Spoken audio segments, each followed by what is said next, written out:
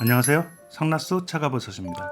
이번 상라수 차가버섯 건강정보는 뇌증양 중 악성 뇌증양과 양성 뇌증양의 차이와 각각 구체적인 종류에 대해서 살펴보겠습니다. 뇌증양이란 넓은 의미에서 두개골 안에 생기는 종양으로 뇌실질이나 뇌신경, 뇌막 등의 뇌 속 구조물에서 종양이 발생하는 경우를 원발성 뇌증양이라고 하고요. 폐, 유방, 대장 등 몸의 다른 부분의 암세포가 침투 또는 전이하여 들어온 경우를 전이성 뇌증양이라고 합니다.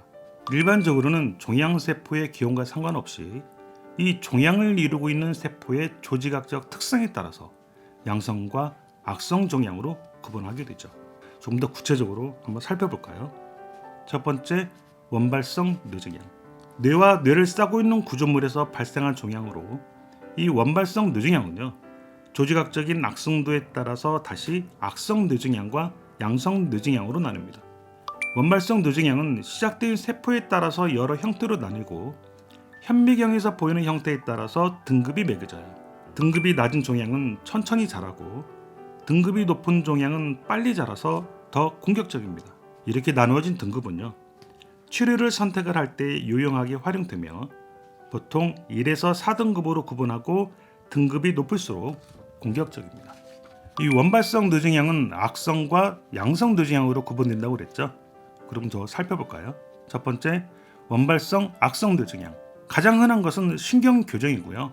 가장 악성도가 높은 것은 교모세포종이며 그 다음으로 역형성 성상세포종, 미만성 치면성 성상세포종, 휘돌기 세포종, 상위세포종, 혼합교정 등이 있습니다.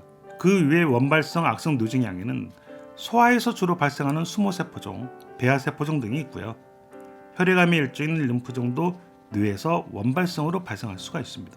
두 번째, 원발성 양성 뇌증양. 수막종, 뇌하수체선종, 두개인두종, 신경초종 등이 있으며 주변으로 침현하지 않고 경계가 명확하기 때문에 수술로 완전히 제거하면 방사선 치료나 항암 치료 없이 완치가 가능한 종양이에요. 대부분의 양성 뇌증양은 수술로 완치가 가능하지만 발생 부위에 따라서 그렇지 않은 경우도 있어요. 종양이 두 개의 기저부, 즉 뇌의 밑부분에서 발생하거나 숨골과 아주 단단하게 붙어있는 경우, 뇌혈관과 단단하게 붙어있거나 뇌혈관을 감싸고 있는 경우, 안면신경 등 이 중요한 뇌신경과 붙어있는 경우에는요, 종양을 무리하게 제거하다가는 아주 심각한 후유증이 발생할 가능성이 크기 때문입니다. 전이성 뇌증양. 우리 몸의 다른 장기에서 발생한 암이 혈액을 따라서 뇌로 전이되어 종양을 형성하는 경우를 말해요.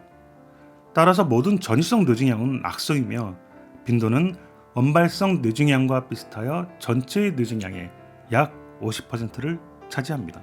다음 화면에 보시는 표는요, 세계보건기구에서 2007년 뇌증양을 대분류에 맞게끔 또 세부적으로 이렇게 표기한 표인데요.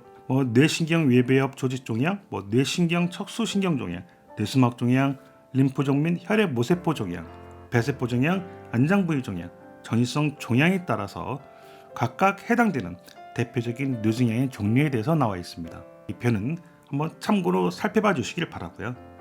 이 다음 글에서는 신경교종, 교모세포종, 핍지교종 등 뇌증양의 구체적인 종류에 대해서 이야기를 나누겠습니다. 상라수 차가버섯에서 알려드린 이 뇌증양 정보는요, 차가버섯 제품과 무관한 건강정보입니다. 상라수입니다.